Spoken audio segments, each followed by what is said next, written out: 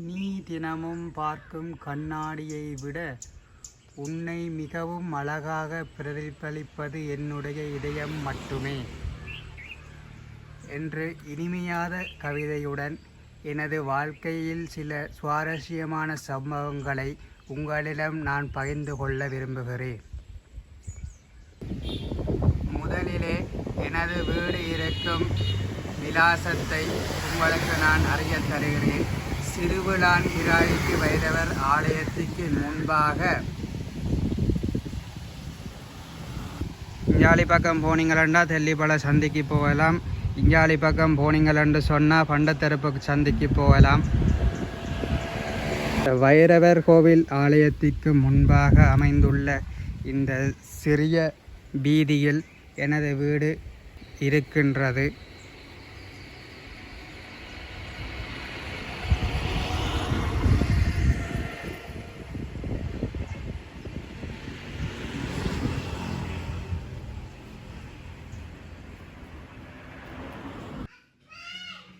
என்னுடைய வீட்டிலே நான் இந்த லவ் பேர்ட்ஸை வளர்க்கிறேன். இதிலே 3-4 சோடிகள் இருக்குதுன்னு நினைக்கிறேன். அதுகளெல்லாம் இப்போ குஞ்சுகள் பொறிச்சிருக்கின்றது.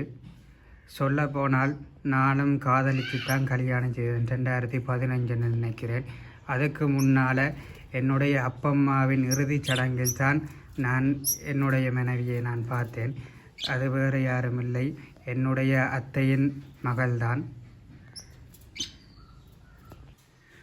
வாழ்க்கையிலே எவ்வளவு கஷ்ட துன்பங்கள் வந்தாலும் எனக்கு பக்கபலமாகவும் உறுதுணையாகவும் எனது தோளில் தட்டி நீங்கள் எப்பயாச்சும் முன்னுக்கு வருவீங்கள் என்ற நம்பிக்கையுடன் ஓடுங்கள் என்று சொல்லி ஊக்குவித்தவர் அவர், என்னுடைய மனைவி. என்னுடைய மனைவி கூறுகின்ற அந்த வார்த்தைகளிலும் அந்த சொல்லையும் நம்பி நான் இவ்வளவு தூரம் முன்னுக்கு வர அவர்கள்தான் காரணமாக இருந்தார்கள். நான் இவ்வளவு தூரம் முன்னுக்கு வர காரணம் என்னென்று சொன்னால் என்னுடைய மனைவி கூறிய அந்த நல்ல வார்த்தைகளும் அவளுடைய என்கரேஜ்மெண்ட்டும் தான் இவ்வளவு தூரம் நான் முன்னுக்கு வர காரணமாக இருந்தது. இன்னும் நான் முன்னுக்கு வரவில்லை, பாதி தூரத்தில் தான் நிற்கின்றேன். இதெல்லாம் நான் வீட்டிலே வளர்க்கின்ற என்னுடைய செல்ல பிராணிகள். நான் இல்லை, என்னுடைய மனைவியாரும் என்னுடைய பிள்ளையாரும் சேர்ந்து வளர்க்கினோம். இந்த ஒழுங்கையால் வந்தீங்களென்று சொன்னால் இந்த நீல தகரத்துக்கு இஞ்சாலை உள்ள அந்த கருப்பு கேட் இருக்குதல்லோ, இதுதான் என்னுடைய வீடு. என்னுடைய அப்பா இந்த காணியை 20 லட்சம் ரூபாய்க்கு எனக்கு வேண்டி தந்தவர். அப்பைக்குள்ள இந்த சிறிய ஒரு வீடு தான் இருந்தது. 2 அறை வீடும், முன்னுக்கு கோடும் இல்லை, ஒன்றும் இல்லை. இந்த பாதையெல்லாம் அதுக்கு பிறகு நாங்களே போட்டது. வீடுகள் கொஞ்சம் டெவலப் பண்ணி தான் செய்து கொண்டு இருந்த நாங்கள். அதுக்கு பார்த்திங்கன்னு சொன்னால் 35 லட்சம் ரூபாய் எனக்கு செலவாயிட்டுது அந்த நேரம். அதுக்கு பிறகும் செலவு செய்து கொண்டு இருந்த நான் தான். அதுகள் சின்ன சின்ன செலவுலன்றபடியாக அது பெருசாக கணக்கில் இல்லை. இதுபோல் என்னத்துக்கு நான் சொல்கிறேன்னு சொன்னால், நானும் காதலிச்சுத்தான் கல்யாணம் செய்த நான் 2015 கல்யாணம் செய்த நான். அதுக்கு முதல் என்னுடைய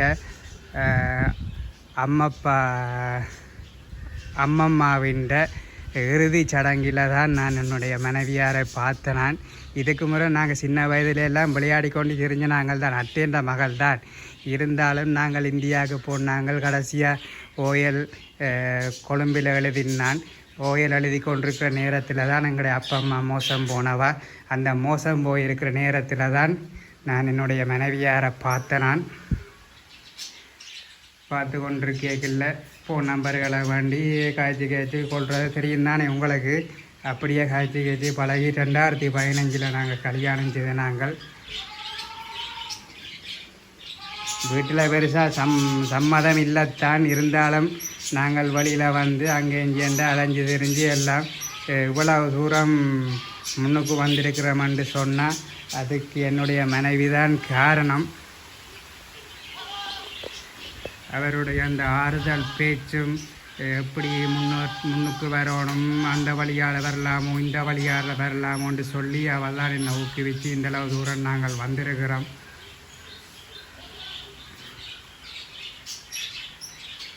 வீட்டிலே வந்து பார்த்தீங்கன்னு சொன்னால் காதல் பறவை என்று கூறுகின்ற லவ் பேர்ட்ஸ் 3 சோடி இருக்கிறது. நாங்கள் முதல் கொரோனா நேரம் ஒரு 10-15 சோடிக்கிட்ட வளர்த்த நாங்கள் அதில் நல்ல ஒரு பிஸ்னஸ் ஒன்று செய்து கொண்டிருந்த நாங்கள் கொரோனா நேரம் ஒன்றுமே செய்யலாமல் போச்சு. எல்லாம் கேட்குற வேலைக்கு சொந்தக்காரர்களுக்கு சும்மா கொடுத்து விட்டோம் நாங்கள். அதோட இப்போ எல்லாம் கைவிட்டாச்சு. நாங்கள் அப்போ 3 இதே மாதிரி 3 கூடு நான் செய்தனான். அதுக்கு சாமானுக்கு மட்டுமே 15,000 ரூபா முடிஞ்சது. நான் தான் இந்த கூடு செய்தனான். அப்போ வழியில் கூடு செய்ய கொடுத்தா அதுக்கு ஒரு 15,000 ரூபா கூலி கேட்டிருப்பாங்கன்னு நினைக்கிறேன். கிட்டத்தட்ட 30,000 ரூபா ஒரு கூட்டுக்கு முடிஞ்சிருக்கேன். எங்களுக்கு ஏதோ வேலை தெரிஞ்சபடியாக நானே செய்து அந்த காசை நான் மிச்சம் பிடிச்சிட்டேன். இந்த 3 சோடி லவ் பேர்ட்ஸையும் வச்சு இப்போ இந்த 3 சோடி லவ் பேர்ட்ஸுக்குள்ளேயும் குஞ்சுகள் பொறிச்சு கொண்டு இருக்கின்றது. நான் இப்போ இந்த வீடியோவில் எடுத்து காட்டுவேன் உங்களுக்கு. இதை பெருக்கி நான் திருப்பியும் அந்த ஒரு பிஸ்னஸை தொடங்கலாம்னு தான் என்னுடைய ஒரு நோக்கம் உண்டு. அதனால தான் இந்த வீடு இருக்கிற இடத்தையும் உங்களுக்கு நான் இதில் காட்டினான். விரும்பினவர்கள் இந்த காணொலியை பார்த்துட்டு வந்து நீங்கள் தாராளமாக வேண்டலாம். என்னுடைய இந்த வாழ்க்கை விஷயத்தை நான் உங்களுக்கு சொல்கிறேன்னு சொன்னால், இந்த ஒரு லவ்வர்ஸ் டேல நீங்களும் காதலித்து கொண்டிருப்பீங்கள். என்னுடைய வாழ்க்கை விஷயங்கள் உங்களுக்கு ஒரு மோட்டிவேஷனாக இருக்க வேணுமென்றதுக்காகத்தான் நான் இப்பொழுது நான் உங்களுக்கு கூறுகிறேன். என்னென்னு சொன்னால், என்னுடைய ட்ரீம் வந்து இன்னும் ஃபுல்ஃபில் ஆகலை. நான் இப்பொழுது அரைவாசி தூரத்தில் தான் இருக்கிறேன். முக்கால்வாசி தூரத்தில் இருந்த நான் இந்த கார் ஒன்று வழியில் நிற்கிது பார்த்தீங்கள் இல்லையா, அந்த கார் எடுத்து நான் அதில் ஒரு 37 லட்சம் ரூபா அதுக்குள்ளே மடங்கி இருக்குது. ஆனபடியாக அதில் கொஞ்சம் பின்னுக்கு வந்தபடியாக ஒரு அரைவாசி தூரத்தில் தான் இப்போ நான் வந்திருக்கிறேன். ஸோ என்னுடைய இந்த ட்ரீம் ஃபுல்ஃபில் நான் பிறகு தான் நான் என்னுடைய வாழ்க்கை வரலாறை ஒரு காணொலியாக பதிவு செய்ய இருக்கிறேன். அதுக்கு முன்னால் நானே உங்களுக்கு இந்த விஷயங்களை சின்ன சின்ன விஷயங்களை சொல்கிறேனான்னு சொன்னால், இது நானும் காதலித்து தான் கல்யாணம் செய்து நான் பல கஷ்ட துன்பங்களை அனுபவித்து தான் இவ்வளோ தூரம் வந்திருக்கிறேன் என்றதுக்காகத்தான் நான் இந்த விஷயத்தை நான் உங்களுக்கு இப்போ கூறியிருக்கிறேன். ஸோ நீங்கள் காதலித்த வேலையில் கல்யாணம் பண்ணுங்க, பிள்ளை குட்டியை பெற்று சந்தோஷமாக இருங்க. உங்களுக்கு அவங்க மேலே ஒரு டவுட்டுன்னு சொன்னால், காதலிச்சா பிறகு அந்த டவுட்டை நீங்கள் கிளியர் பண்ணக்கூடாது. என்னென்னு சொன்னால், 2 பேருக்கும் மனஸ்தாபம் வரும் இல்லையா, 2 பேர்த்த குடும்பத்துக்கும் மனஸ்தாபம் வரும். இதால் பல பிரச்சனைகள் வரும். நீங்கள் காதலிக்க போகிறீர்கள் என்று சொன்னால், காதலிக்க போகிறதுக்கு முன்னாலேயே அவர்களுடைய விஷயத்தை நீங்கள் கலெக்ட் பண்ணி, இவங்க இப்படித்தான் அவங்க இப்படித்தான், நாங்கள் காதலிக்கலாமா வேண்டாமா, நாங்கள் கடைசி வரைக்கும் பார்த்து கொள்ளுவோமா, எங்களோட சிச்சுவேஷன் எப்படி இருக்குது, நாங்கள் கடைசி வரைக்கும் சர்வே பண்ணுவோமா, இல்லை இடையில விட்டுட்டு போமா, பல பிரச்சனைகளை சந்திக்க வேண்டி வரும் வாழ்க்கையில், அது எல்லாத்தையும் நாங்கள் சந்திப்போமா என்று கன்ஃபார்மாக நீங்கள் உங்களோட மைண்டில் நீங்கள் போட்டு அதை நீங்கள் சிந்தித்து பர்ஃபெக்டாக ஒரு முடிவு எடுத்த பிறகு தான் நீங்கள் காதலிக்க ஆரம்பிக்க வேணும். காதலித்த பிறகு இடையில நின்று நீங்கள் யோசிக்கப்படாது. ஏன்னா யோசிக்கிறதுக்கு நேரம் இல்லை.